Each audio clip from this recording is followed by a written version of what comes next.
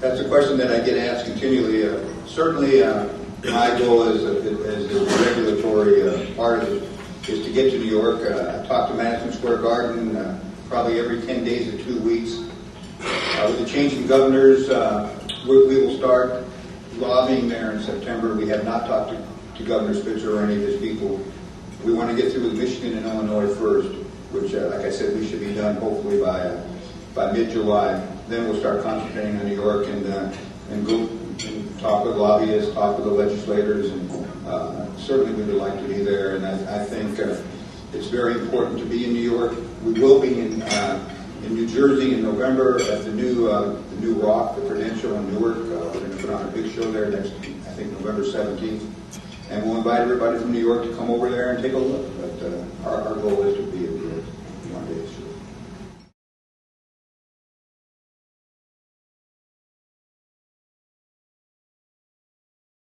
I tell Marc not to swing golf club because it hurts a lot less. Generally when I'm talking to kids that are in that kind of situation, and speaking with high school kids at this point, you're dealing with kids that have seen this sport since the day they can remember.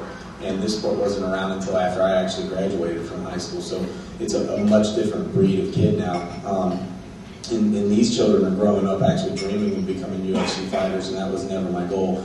So when I talk to kids, I always talk to them about having a backup plan, and that's exactly what I did. I went through college. I put myself through college, and I have a backup career. I'm still certified in education. I could go back and teach this coming school year if I wanted to, because you just never know what can happen along the way when you're pursuing your dreams. But that's my advice: dream big and have a backup plan.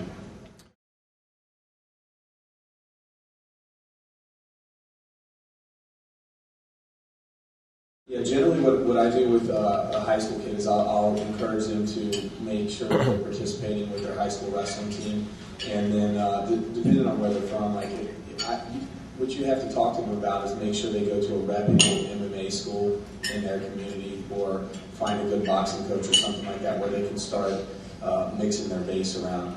And from that point, I just say, look, be patient. You're young. If you're a 15-year-old kid, you got plenty of time to train, and most of the athletes in this sport don't flourish until their mid to late 20s anyway, and that lasts until their mid to late 30s. This is proven to be a sport for an older athlete. So with a kid that's training like that, if they can maintain a good training regimen, put themselves through college in a great wrestling program, and in their free time maybe go to some boxing classes or some Brazilian Jiu-Jitsu classes, that would be honestly the best way to go about it. It gives their body enough time to mature so that by the time they're ready to start competing at the level of the UFC fighter, they've already hit their mid-20s and they're in their prime.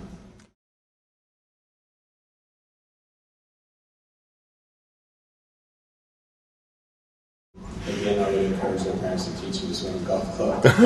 Yeah, it's with this sport, naturally, anytime you do a full contact sport, there are some risks involved. I mean, that's the nature of a contact sport, whether you're gonna play football, or there's a ton of research on head trauma in soccer and stuff like that for the amount of head balls that you do. So even if something as simple as that, there are risks involved. And what I always say, when I did the O'Reilly Factor last year, and we were talking about health risks and all that kind of stuff, and he had put that question to me, and I told him basically that my father had worked in a chemical plant in a plating company. And I said I would much rather have to worry about my job risk than inhaling the chemical fumes and worry about lung cancer and things like that and whatnot. So pretty much any profession that you're in, you're going to have some sort of health risks. It just depends on the individual and weighing out the pros and cons of it.